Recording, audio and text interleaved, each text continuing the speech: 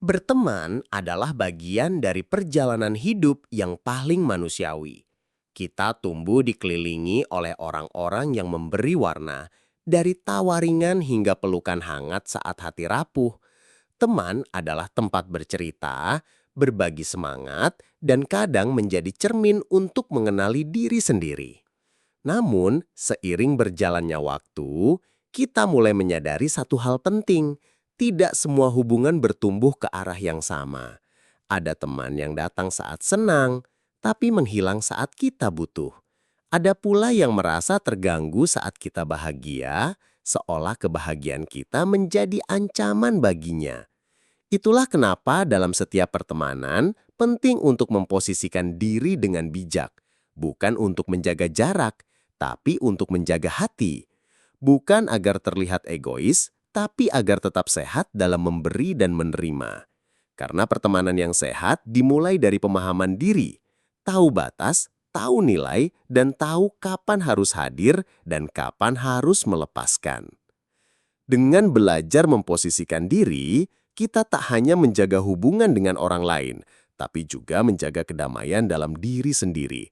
Dan disitulah pertemanan menemukan bentuk terbaiknya, bukan karena selalu dekat, tapi karena saling menghargai dari hati yang utuh. Dalam perjalanan membangun pertemanan, kita tak hanya dihadapkan pada tawa dan cerita hangat, tapi juga pada kenyataan yang tak selalu nyaman. Banyak orang berteman bertahun-tahun, tapi tak menyadari bahwa hubungan itu mulai berubah arah, perlahan dan diam-diam. Hubungan yang dulu saling dukung, mulai terasa berat sebelah. Yang dulu ringan, kini mulai terasa menekan. Salah satu masalah umum dalam pertemanan adalah ketidakseimbangan. Ada teman yang terbiasa meminta bantuan, tapi merasa terganggu saat dimintai hal serupa. Ada pula yang selalu hadir saat butuh sesuatu, tapi menjauh saat kita berada di posisi sulit. Kita pun kerap berada dalam posisi dilema, ingin menjaga hubungan, tapi juga lelah menjadi satu-satunya yang berjuang. Masalah lain yang sering muncul adalah kecemburuan dalam kebahagiaan. Saat kita berada di puncak semangat, meraih pencapaian, atau sekedar sedang bahagia tanpa alasan, ada saja teman yang mendadak bersikap dingin. Bukan karena kita salah, tapi karena mereka belum berdamai dengan dirinya sendiri. Ini hal yang sering terjadi, tapi jarang dibicarakan. Kadang rasa kecewa muncul bukan karena kita terlalu berharap, tapi karena kita sudah terlalu banyak memberi tanpa pernah benar-benar dipahami. Kita lupa bahwa pertemanan bukan hanya tentang hadir saat dibutuhkan, tapi juga tentang menghargai keberadaan masing-masing dalam suka maupun duka. Sayangnya, tidak semua orang paham bagaimana bersikap sebagai teman. Beberapa orang menjalin pertemanan hanya untuk kepentingannya sendiri.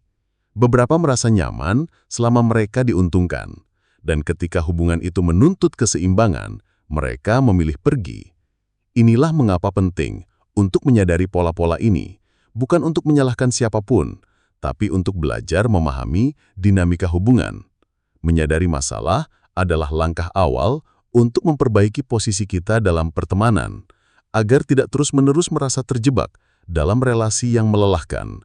Karena pada akhirnya, pertemanan seharusnya saling menguatkan, bukan saling menguras. Setelah menyadari bahwa tidak semua pertemanan berjalan sehat dan seimbang, langkah berikutnya adalah belajar untuk memposisikan diri. Ini bukan tentang menjauh atau bersikap dingin, melainkan tentang menciptakan batas yang sehat dan menjaga kualitas hubungan agar tetap sehat, jujur, dan tidak menyakiti diri sendiri. Memposisikan diri berarti kita mulai memahami bahwa tidak semua teman harus kita perlakukan sama. Ada yang cukup kita bantu sewajarnya, ada yang memang layak kita perjuangkan, dan ada pula yang lebih baik kita lepaskan tanpa rasa bersalah. Hal ini bukan bentuk penghakiman, melainkan upaya untuk menjaga keseimbangan emosional dan mental dalam relasi yang kita jalani. Langkah pertama dalam memposisikan diri adalah dengan mengenali batas pribadi. Tanyakan pada diri sendiri, sejauh mana saya nyaman memberi? Sejauh mana saya rela hadir tanpa mengorbankan diri sendiri? Menentukan batas bukan berarti kita berhenti peduli, tetapi justru bentuk dari rasa peduli terhadap diri sendiri dan orang lain. Langkah berikutnya adalah belajar mengatakan tidak. Ini mungkin terdengar sederhana, tapi bagi banyak orang, menolak permintaan teman adalah hal yang sulit. Kita takut mengecewakan, takut dianggap berubah, atau bahkan takut kehilangan mereka. Padahal menolak permintaan yang tidak sesuai kapasitas adalah bagian penting dari kejujuran dalam hubungan. Teman yang dewasa akan mengerti dan menghargai itu. Selain itu, penting untuk tidak memaksakan kehadiran dalam hidup seseorang. Jika kita merasa seseorang mulai menjaga jarak atau tak lagi memberikan respon tulus, itu bisa jadi tanda bahwa pertemanan itu sedang mengalami pergeseran. Memposisikan diri berarti kita tidak terus mengejar perhatian yang tidak lagi ditujukan untuk kita. Kadang, memberi ruang adalah bentuk penghormatan, baik pada diri sendiri maupun orang lain. Memahami perbedaan karakter dan kebutuhan teman juga penting. Tidak semua orang bisa memahami kita seperti yang kita harapkan. Beberapa teman mungkin baik saat berbagi tawa, tapi tak mampu hadir saat kita rapuh. Dan itu tidak selalu salah, selama kita sadar bagaimana memposisikan ekspektasi kita terhadap mereka. Terakhir, kita juga harus memupuk kepekaan untuk tidak menjadi teman yang merepotkan.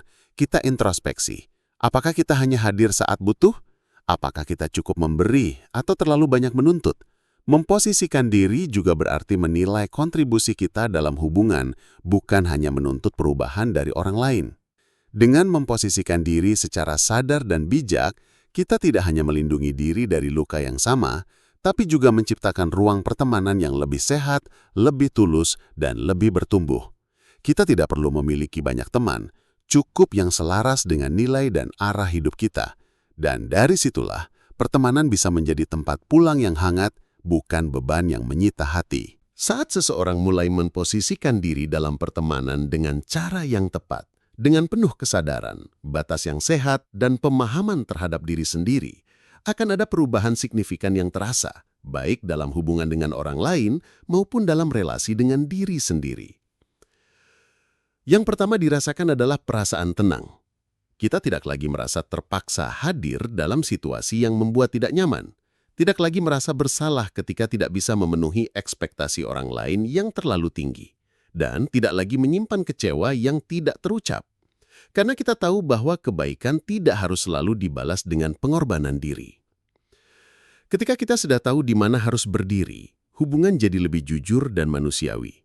Kita tidak lagi berlomba-lomba menjadi teman sempurna atau terus menyesuaikan diri agar disukai. Sebaliknya, kita hadir dengan apa adanya dan menghargai teman yang juga menunjukkan versi sejatinya. Teman yang tulus akan tetap tinggal, dan teman yang hanya hadir saat butuh akan perlahan menjauh. Dan itu tak lagi terasa menyakitkan, karena kita tahu siapa yang benar-benar layak dijaga. Keseimbangan ini juga membawa dampak besar terhadap kesehatan emosional. Kita jadi tidak mudah tersinggung, tidak gampang kecewa, dan tidak mudah menyalahkan diri sendiri atas dinamika hubungan yang berubah. Karena kita sadar perubahan itu wajar, orang bisa datang dan pergi. Yang penting adalah bagaimana kita bersikap di tengah perubahan itu, tetap menjaga diri tanpa kehilangan empati.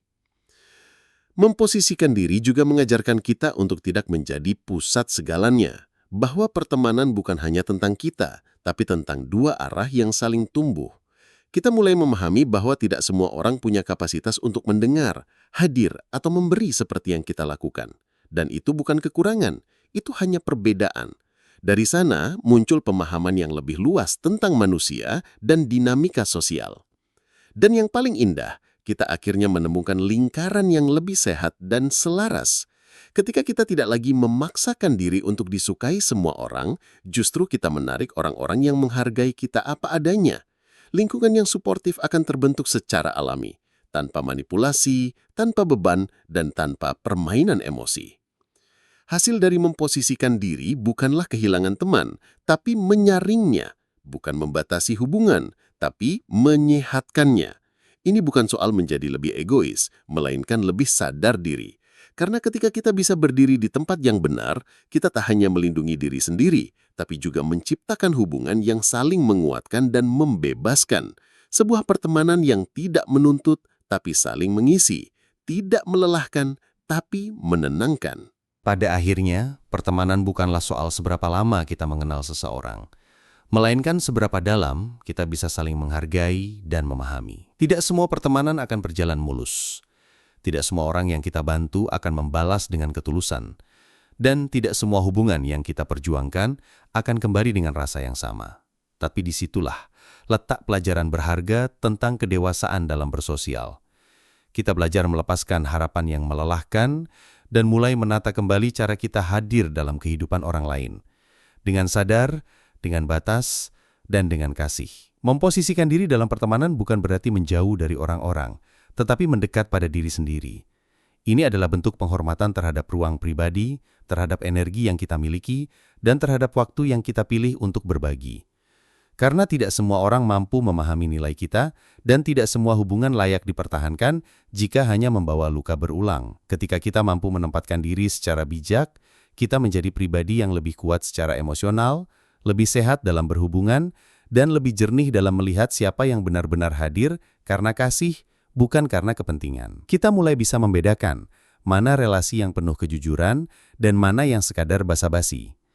Kita mulai bisa berkata tidak tanpa merasa bersalah dan berkata cukup tanpa merasa berdosa. Dan di tengah semua dinamika itu, kita pun belajar satu hal yang sangat penting, bahwa menjadi versi terbaik dari seorang teman dimulai dari keberanian untuk menjadi teman bagi diri sendiri. Menjaga diri bukan bentuk egoisme, tapi fondasi dari semua hubungan yang sehat. Dari sinilah pertemanan yang sejati tumbuh.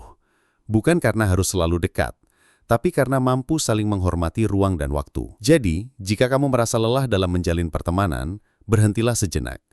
Tinjau kembali caramu hadir, caramu memberi, dan caramu berharap. Mungkin bukan pertemanannya yang salah, tapi posisimu di dalamnya yang perlu diperbaiki. Sebab ketika kamu tahu di mana kamu berdiri, kamu tak akan lagi kehilangan arah. Kamu akan berdiri tegak di dalam lingkaran yang lebih kecil, tapi lebih tulus.